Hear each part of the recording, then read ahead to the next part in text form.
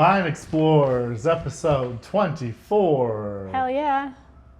You know, we're in the 1% of podcasters making it over 20 episodes. Really, only 1%. I know, is that crazy? Doesn't seem like a lot, because I think now we're starting to finally figure out our flow. Yeah.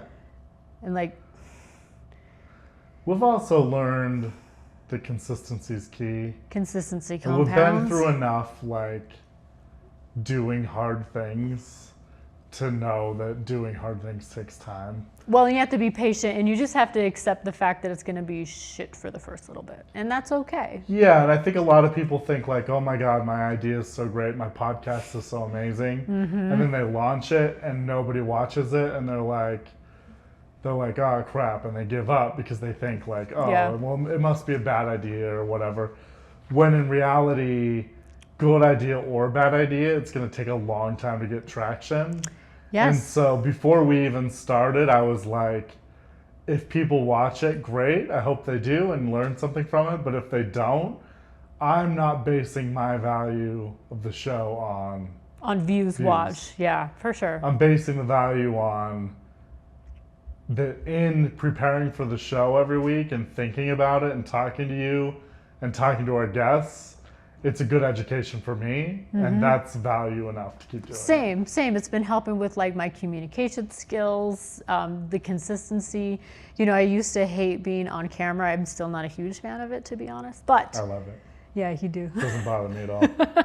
But it's not good. Even in the slightest. But I've had tons of practice. You've had tons of practice where I have not. So most of your hours in front of camera now are on this show. Yeah. Whereas previously I had at least a few hundred hours between everything. So. And even Blue's being a lot more comfortable. I mean, he used to be very camera shy. Yeah. Yeah, look at him. He's doing good. Blue, what do you have to say? What's going on in Blue's world? Nothing. Well, in my world, I decided to, this 4th of July, celebrate independence from alcohol. Well done. Yep. Well done. That's very freeing, indeed. Yeah. Yes. Yeah. Yes. So I've never been a daily drinker, and I don't feel like I've ever really needed it to function, but I find that it's very hard to stop. If it's a weekend or a day and I start, it's hard to just have a beer or two and stop. Yeah. I want to keep drinking till I reach the limit where I feel gross. And then I feel gross the next day and the day after and the day after. And in my 20s, it wasn't a big deal.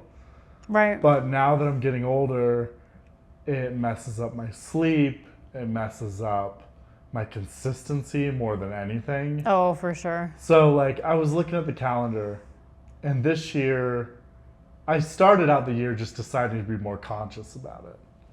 So I marked all the days on the calendar where I had a significant amount to drink. Okay. More than just That's a good mindset, yeah. And what I found is it wasn't a lot. It was 2 or 3 times a month. But for every single instance where I drank enough to consider it significant, it had second, third, fourth, fifth day effects. Right. Where it was really messing with my sleep, my consistency. Your mood. And so I sat down and I started thinking about it. Your mood, your spending. Yeah, even if I'm so only drinking like 4 times, like once a week. Yeah. But it's affecting 2 or 3 days, then it turns out it's half the year spent either somehow impaired by alcohol, whether it's just messing with sleep or messing with whatever else. And so, I mean, it's like anything, like the fun over time diminished, right, and the consequences over time increased. You know, it's funny because I've never really had like a real problem with alcohol. I definitely have had it more consistent than I probably should, but over the last few months I've just lost interest. And it's just like been a genuine like, I just don't care, because I think I've gotten to that point where I found it no longer serves me. Right. So like you were just saying, like the fun, the benefits, like the excitement is gone, and now it's like, ooh, now you just get all the bad. Yeah. And it's like the taste isn't worth that. It's not worth that repercussions. Yeah, and I mean sometimes it's pretty good, but There's lots of other things out there you can For sure, enjoy, but too. now I've turned it into more of like it's a special treat, Right. right? Like it's not a daily, like it's not in the fridge, it's not accessible on like a Tuesday afternoon. It's more of like, okay, I'm now going to consciously decide like this weekend I'm going to treat myself to like 1 or 2 beers or whatever, and then it's more of a special occasion instead of like a daily.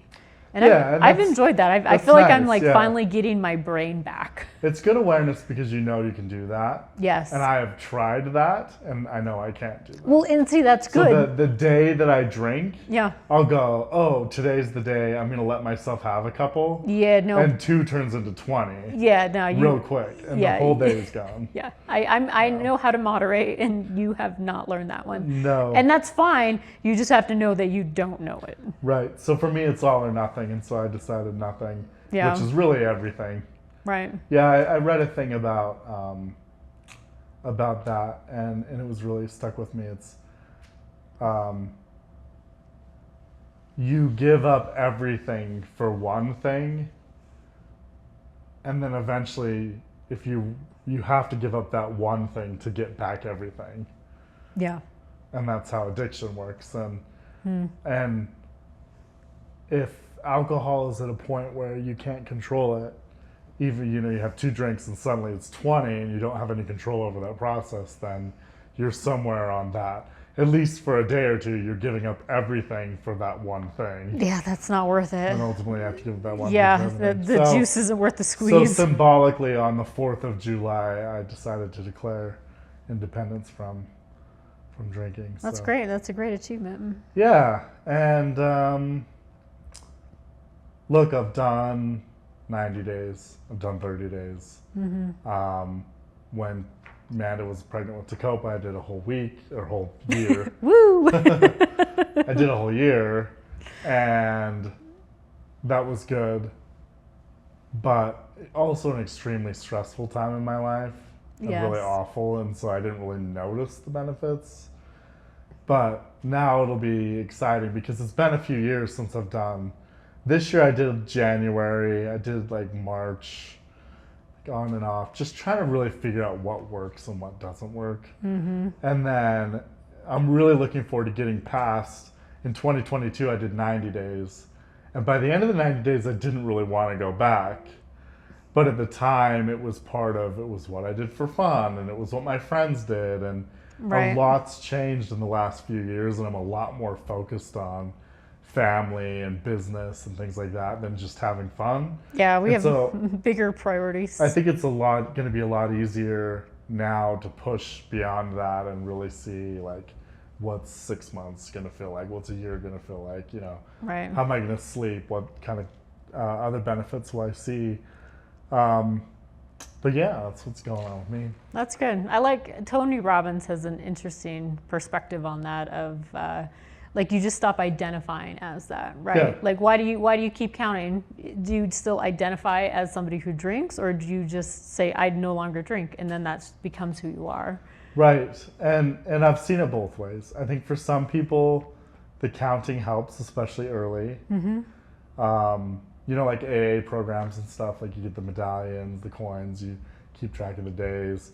Right. On Reddit, there's like, you join the stop drinking groups and you have a counter that counts up the days automatically. Wow. There's different ways to do that, and it works really well for some people and other people hate it because, yeah, the Tony Robbins mindset, I think, is more in line with my mindset. Like, I'm just I don't drink anymore. Yeah, you And just I'm not saying I quit or anything like that. no, you just don't identify with that. It's not Right. who you are anymore. So you're like Right. making that conscious choice of changing your behavior. So from that perspective, I'm not counting, but I am actually counting because I'm curious to see how things feel at different benchmarks. Cool. So I want to see I know what 2 weeks feels like. I know what a month feels like. I know what 90 days feels like. I'm be curious to see what 6 months feels like or a year feels like, just from the curiosity standpoint. Yeah. Yeah, and I'm not going to count forever, but I did get a counter that'll go up to 9,999 days, which is 27.3 years. So if I run out of my counter and decide to just dive back in again, then we'll go from there. Every 27 years, you just start over. Yeah. I had one drink now. I'll be 60 something, so That's hilarious. I I have do a remember, thinking about our topic today of, I know we've shared the story before, but like when we were out in the field and doing all the field work and the abandoned mine stuff in particular of having those 2 Budweisers and a can of chili, that did hit pretty good. Yeah. Yeah, it did, because we were dehydrated for one. We were dehydrated for one, exhausted, Yeah. and needed a little bit of like just any morale booster that we could take, and that got us through. That got us through some difficult and long days. Yep. Long days for sure. Yep. 2 Budweisers and a can of chili. Yeah, things have definitely improved since then, and absolutely for our field team currently, they definitely eat a little bit better than a can of chili, which and they've earned it. Whew. I honestly don't know if I could keep up anymore thinking about it. Like, I've turned into such a desk jockey that I do my best. I exercise every single day, but I mean, that's a whole nother level of you run. field work. You run. Yeah, I ran 4.5 miles and, today. I went camping all of last week, so I didn't shower for a whole week. Yeah, so the So stench. I can do that. Yeah. Yeah. So speaking of field stuff, the topic of today's episode is tools we love, trash we've found in the field, field survivor gear, what we really like, what we don't, and then just kind of some WTF moments from the field. So we've gone through a lot of different gear over the years. What is some of the best gear you've found that's potentially maybe overrated or something that you wouldn't think of that's been super key in the field? And then on the flip side, what's something that you thought would be amazing that just was not that great? I think underrated gear is a good wide brim hat. Oh, yeah. Wide brim hat, and honestly, the long sleeve sun shirts. When it's hot out, I mean, when it's hot and you have to be covered. I mean, your sunscreen is not gonna save you from the heat. You have to stay covered, and so having a good hat. My favorite I found was the Tully hat, because I could get that thing wet, put it on my head, and it stays on. Like, even if we're going 40 miles an hour down the road on a ATV, stays on my head, which is awesome. And then having a nice lightweight sun shirt. The hat's a big one, yeah. I've got my adventure hat. I just call it my dad hat now. Yeah. So I put it on when we go fishing or hiking or out in the field or whatever. It's transition, yes. But I've been wearing that hat for about 6 years now consistently. It might be older than that. Yeah, it's just in great It might be shape. almost 10 years, because I think my hat is almost 10 years old. And it's the not same hat. worn in at all. The Lifetime sun warranty, hasn't affected it. No, those Yeah. covering up your body and protecting yourself from the elements is like the #1 key for being outside. So on the flip side, what's some gear that you thought would really be amazing that just did not live up to the hype? Probably like over fancy GPSs. I remember we went out in the field with a client and he had like this $1,000 GPS that was like sub accuracy. He was hyping it up real good. And he couldn't even get the damn thing to turn on because it was too complicated for him. So I think just keeping your gear simple. I'm a big fan of the Garmin GPSs. We own all of them, it feels like. Montana, and then whatever the new ones are. The Montana 750i, Yeah. It's the InReach and the nice big screen for your maps. So it replaces the InReach, because we also carry that. And those have been phenomenal. And it can take photos. And they've been around for, once again, like 15 years. Yeah. And they haven't changed much, so it's still very user-friendly. Super user-friendly. It works. We have all the setup, so. And I find they're actually a lot more accurate than they seem to be rated for. Yeah, I mean, it depends on the satellites. Yeah. Because I think they use GLONASS too. Yeah. So they use the GMRS satellites, and then the Russian satellites go the opposite direction, and it'll use both. Yep. So, I mean, your biggest issue there is like, how are you in like dense tree coverage, right? Because that will affect accuracy. But at the end of the day, for what we're doing with claim staking, it's fine. It's great. So for me, on gear, I'm going to say best piece of field gear, and it's old, tried and true. Spend money on what goes between you and the ground. Yes. So high quality all-terrain tires, high quality hiking boots, high quality pads, sleeping pads. Yeah, I was going to say bed sheets, but Bed yes. sheets. Yep. Those 3 things Yep. will save your butt. I've seen So true. amazing off-road rigs get stuck in the mud because they had crappy tires or worn down tires and get pulled out of the mud by literally like Jeep Liberties with good tires. That sounds like a true story. Yeah.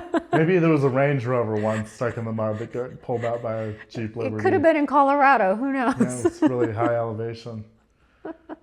And then on the flip side, overrated gear that I thought was going to change everything that really didn't, drones.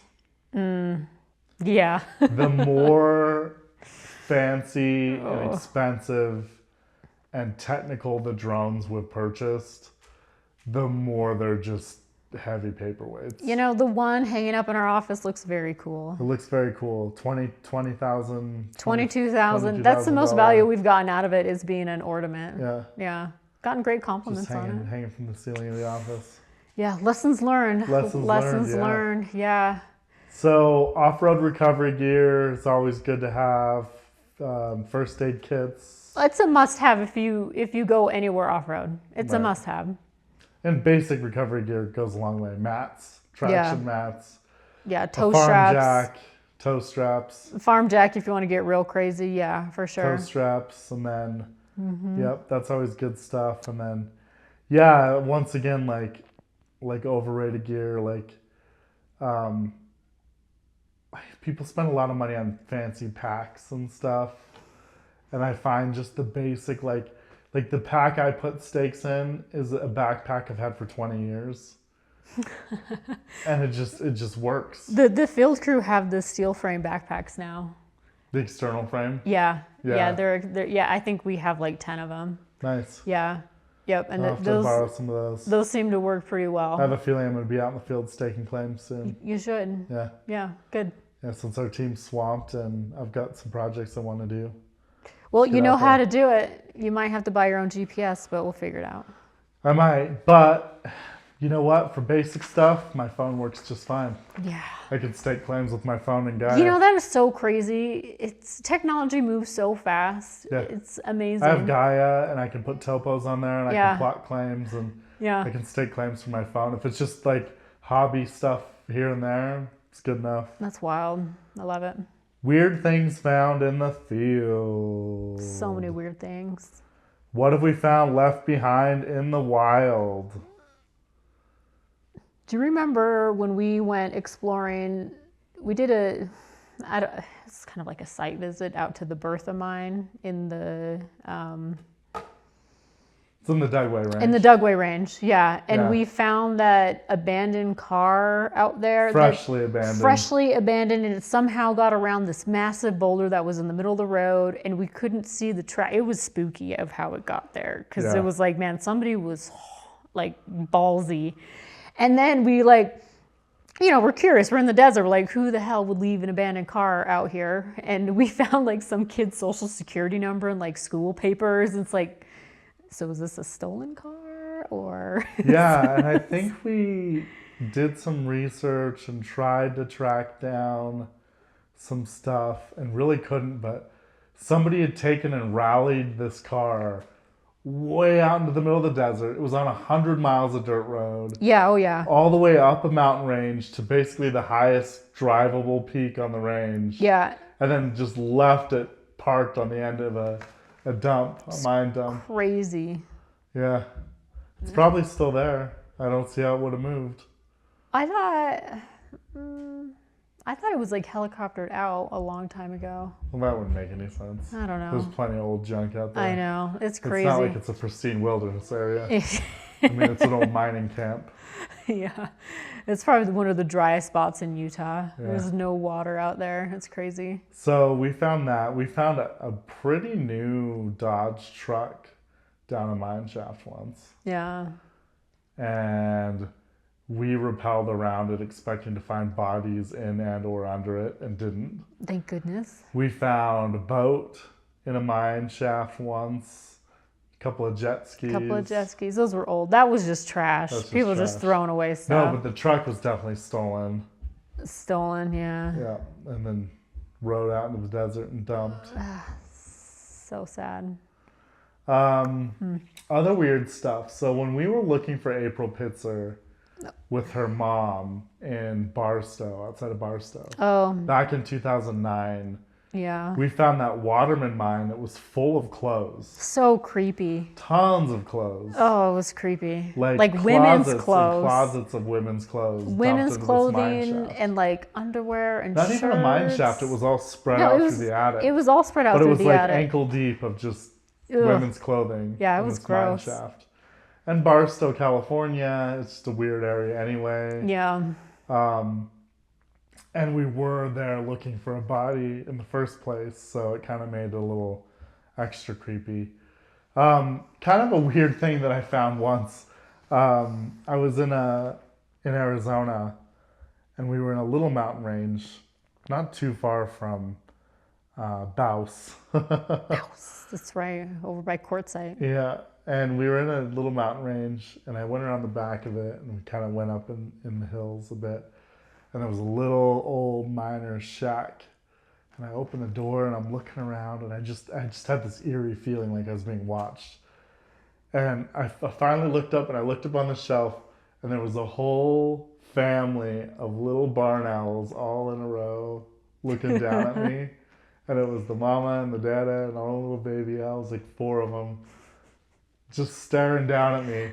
Big wide eyes, you know, they're like this big. They're just sitting there staring at me. And I was like, oh, hi, guys. Just close the door and let them stay in there. That was pretty fun. They're pretty cool.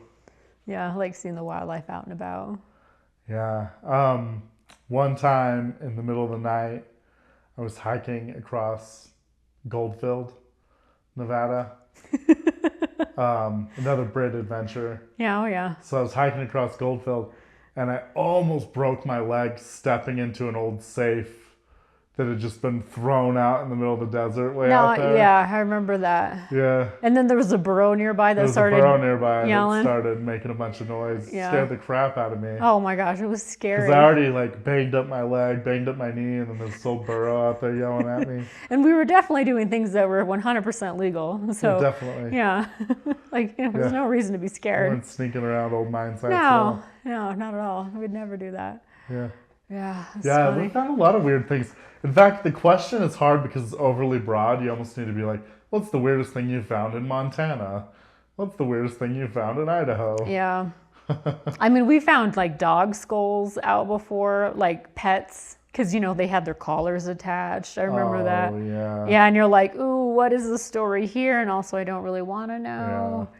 I remember one mine, I don't remember what it was, but rappelled down and found an old cat, mummified cat. Yeah. And that was actually really cool. Yeah. That was cool. It was bone dry. It was, paper thin. And you could pick it up and it weighed nothing. It weighed nothing. Yeah. And it was almost completely mummified. Yeah, completely mummified. Oh, we got the blue switched out for Pepper. Oh, Pepper has taken over. Silly the Pepper. Cats, the bottom of a mine shaft. I was out by Area 51, and Golden Arrow is the mining district, or Silverbow. They're near each other, and I get them mixed up. One's Golden Arrow, one's Silverbow. I think this was Golden Arrow. We were under the mine, and down in the mine, it's a decline, and there was a mountain lion hanging from the rails. Yeah. Petrified. Yeah. And then at the bottom, there was a petrified rabbit that he had chased into the mine, obviously, right below. You should put that right here. Yeah, I'll definitely put the picture up. So, this petrified mountain lion, petrified rabbit. That's crazy. And then there were 20 rattlesnakes in that mine. Yeah. And half of them were alive, half were dead, but you couldn't really tell. No, because so they go into hibernation. Dance around Yeah. them. Oof. And then somebody had actually thrown the road sign, the BLM road sign that said Golden Arrow and Silverbow down the shaft. So it was like way down there, like 100 feet down. Oh, how rude. It was a really cool, like old wooden sign too. So dumb. Yeah, no way to really get it out. But the mine, it's so crazy because it's so close to the border of Area 51 that you almost go under the fence and you could potentially even get under Area 51 in this mine. I think there's a few like that out there. Oh, that's wild. Yeah. I don't know if I'd want to risk that. Not me. No, I'm good. No, I remember going out to the Emerson once, the old tungsten mine, and being super close to Area 51. Right. And I remember, boys being boys, had a bunch of tannerite, blew up a pickup truck. Yeah. Like, within, a couple miles of Area 51, and I remember helicopters coming out later and looking around. Yeah, see it what's going wasn't on. the best idea. Yeah. Yeah. It was a little spooky. A little spooky. Lots of Nevada stories. We should have a Nevada episode Yeah. other than just talking about weird stuff. But I like we were talking about the field gear. The hat is really a key one. Water is key. Of course. I pulled up today again our pictures of the truck stuck out in Toole Valley and in Pilot Valley in the mud from the 2 trips we did back to back. Where That was the year we fired ourselves was from it field 2 work. days in a row we got ourselves stuck in the mud? No, it was less than a week span. So it was like buried a truck up to the axles. We got stuck on a Monday here, and then the next Middle week of we got nowhere, stuck. no cell signal. Nobody knew where we were. It was good. It was a good And lesson. then we found a family, husband and wife from Kentucky on an off-road trip across the U.S. They just decided to take all the back roads across the West. And so it was they happened incredible. to come past where we were at and He saved was our legitimately butt. so excited to save us because he had yet to use his brand new winch on his Jeep. Yeah. And it worked like a charm. It was beautiful. And Pulled us right out. all we could offer him was a lukewarm beer. Yeah. One. Just one. Yeah. I think we only had 2 left. Yeah. Oh, goodness. And then the following week, we went and immediately got the truck stuck in another sailor Yep. up to the axles. Yeah, so we fired ourselves. I mean, that's our lesson learned. It's we just don't do it, and then we get the gear for our team, and then we just let them handle it because they're just better than we are. And we did. So after we got stuck the first time, I went on a spending spree and I bought a bunch of recovery gear. And we use it. Then when we got stuck the second time, we were able to get ourselves out because of all said Because gear. of the recovery gear. All the gear I bought. Yeah. And then they doubled down and bought more gear that they now keep as standard kit. Yeah. Especially on sailors. Especially on sailors, and now they just always carry it with them. Yep. Lessons learned, and won't do again. So remember our old system? Which one? You'd drive the truck everywhere. I was a driver. You'd navigate the truck and do all the truck driving. Well, I drive the truck. Navigate the ATV. Yeah, do all the ATV you'd driving. navigate while we were driving the truck. Yep. And then you'd drive and navigate ATV because Yep. that's just the safest way to do it with an ATV. Yep. Biggest person drives. Yep. Little person goes on the back. Yeah, and that was our system. That worked out really well. Navigating, yeah, and we put thousands of miles on I our learned, little ATV. almost learned how to take a nap on the ATV. Yeah. Just be bopping around, just I need to rest. Yeah. And then hanging on for dear life and Oh yeah. putting all of our snacks and supplies in the ATV seat. One of the things that always blows me away is thinking about some of the washouts we would run into in Arizona. Oh, the washes you in would- Arizona are horrible. You would be on a road that you're like, this is great. This is a great maintained dirt road. Mm-hmm. Flying down it. And then you'd see up front maybe something's a little amiss. Yeah. And you'd slow down and then the road would just literally end and drop off into a wash, 50 foot drop. Oh, you have And to then be you'd see the road continue on the other side, just complete washouts. Oh, And they're everywhere out there. I know. I remember spending half a day just rebuilding part of a road just so we could get up 30 feet. Yeah. was all we needed. So I just like, you know what, screw it. I'm just going to rebuild. You go do your thing. I'm going to rebuild the road, and then So you drive up it, so we can drive on. Instead of going around for potentially 10 Oh, miles. Arizona has some of the worst terrain. Yeah. Like, you remember going out in Quartzsite and just traversing across like the alluvials, and then Yeah. like it was just like you have to just you drive on one, then it's like a drop off, and then you got to go find a nice way down, and then you find a nice way up again on the other side. It's just like there's no linear path. That's why claim staking is like so difficult, because like you think like, oh, I'm gonna have this huge claim block, and we're gonna have 100 claims, and it's gonna be 50 by 50 or whatever, and we're just gonna do straight lines. It's like the terrain says no way. I mean, unless you're in the salars or the flats, but. Well, and we weren't always doing it in broad daylight either. Well, no, in Arizona we did that at nighttime, which is super dangerous when you think about So it. then you're trying to see ahead and navigate by just headlight.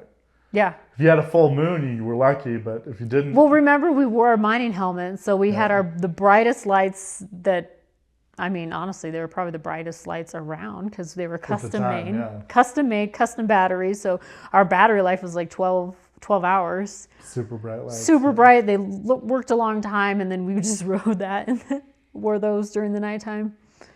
Oh, it was crazy. Yeah. That was crazy. A lot of dangerous trips doing that. So dangerous. Yeah, because driving an ATV cross country in the desert in the middle of the night. And we were like really silly on that. Well, for the record, that was our first staking project. So we really had no idea. There were multiple iterations of that. Multiple iterations. Yeah. We were just learning on how to do it. Because remember, we had 3 people on that ATV. Yeah. Just like we thought safety in numbers, which actually that person was like a total hazard. Mm-hmm. But, live and learn. Total hazard, yes. And we were lucky to live on that one. Yeah. Yeah. We do it so much better. I just love that we have taken all of these bad mistakes, especially the ones that you and I have made, and we're like, hey, we tell our team, we teach them, and we're like, hey, this is how we've done it, but you have complete authority to make it better and more efficient, and they do every time. Well, not just complete authority, but like they're encouraged to make it better. And more encouraged efficient. To make it. And we let them have the budget too. If they're like, hey, it would really make sense if we had this type of gear or this type of equipment. Yes. For safety, instead of just having one inReach that everybody shares, we should all have one. And there's a bunch of different things. And like we get helicopters now routinely to help support operations that are extremely difficult otherwise. For sure. So just a lot more tools that they have. But at the end of the day, it's still basic, right? Backpack, boots, water, GPS. The GPS technology has not changed substantially. I mean, you said they integrate the inReach and the GPS now. Yeah. So that's nice, not 2 pieces of equipment. Well, it's 3 because we used to carry a camera. Yeah. So now it's just down to 1. Yeah, so that's nice, but ultimately, like, not much has changed. No, I mean, the basics are still there. But they're just a lot more efficient in how they do it. Way more efficient, yeah. And I'd like to see that. Just ride along as just a field tech and just be like, okay, just give me an assignment. They will. Yeah. For sure. No, I think I'll be out this year, definitely. Cool. Maybe we'll bring you guys along for the ride. Mm-hmm. Maybe. What else you got for today, Crystal? Wow, let me ask ChatGPT. Hold on. Things you only figure out after failing in the field. Oh, I think we kind of covered that. Recovery gear. Mm-hmm. Yeah. Ooh. Recovery gear, understanding what the lines on the topo map really mean. Yes. That's a big one. Yes. Yeah. Yeah, claim placement matters for sure. And it does matter taking that extra time to be like, all right, what can we actually do here? Right. And then knowing when to call it and saying, you know what, this is a witness post. Yeah. Yeah. And making sure that you annotate that and take note of it. Yeah, I mean, I think that just goes right along with gear is strategy and survival. Gear is strategy and survival. Yeah. What's the quote? And gear is only as good as you know how to use it too. Well, that's true. So like side by side is a great tool, but if you don't know how to use it, you don't know the limitations, and you don't know where it works well and where it doesn't, it's not so helpful. It's not so helpful, and it could be more dangerous than anything. You'd probably be better on an ATV in most cases. Yeah. Yeah. So, yeah. gear is survival, but understanding it And is- planning. Yeah. Taking 10 minutes to plan saves a ton of execution time. Measure twice, cut once. Pretty much, yeah. Yeah. Full of anecdotes today. So full of anecdotes. Anecdotes. What's the closing thoughts of fancy tools won't save you if you forget the duct tape? Fancy tools won't save you if you forget the duct tape. How many, I mean, you think about it, like, how many times have you been out in the field and you need a screwdriver, maybe you can make a dime work or a quarter. You need a wrench, and maybe you've got a needle nose pliers and you can make it work. There's no substitute for duct tape. Well, as a Alaskan, I can absolutely vouch for that. Yeah. Yeah. So if you don't have duct tape, It's either duct tape or Tyvek tape. yeah, you don't have tape, like, there's no substitute. So Yeah. the fancy It's tools true. won't save you if you forget the duct tape. So it's important, no matter how fancy and technical your kit is, it's important to not forget the basics. That's what that means, basically. I agree. I remember one year or one trip, you duct taped your pants to your boots. Yeah, Yeah.